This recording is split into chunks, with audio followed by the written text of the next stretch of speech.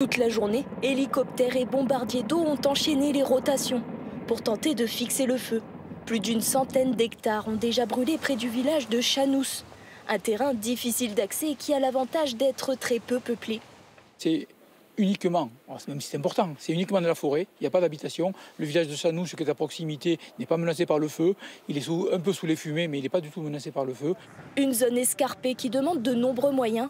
40 militaires de la sécurité civile de Brignoles sont venus renforcer le dispositif.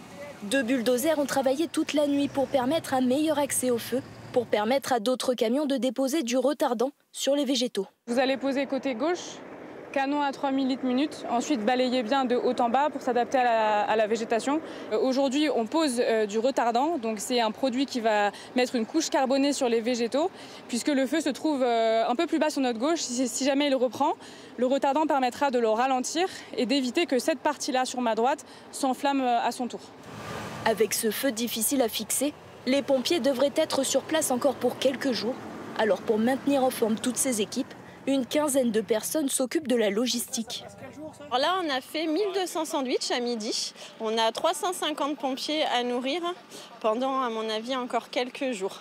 Voilà, donc du coup, ça représente une sacrée logistique. Donc on fait le petit déjeuner, le repas du midi et le repas du soir. On essaye de faire quelque chose de chaud où ils puissent faire des rotations pour se reposer un peu plus que le midi. Cet incendie est d'ores et déjà le plus gros qu'il y ait eu dans les Hautes-Alpes ces 20 dernières années.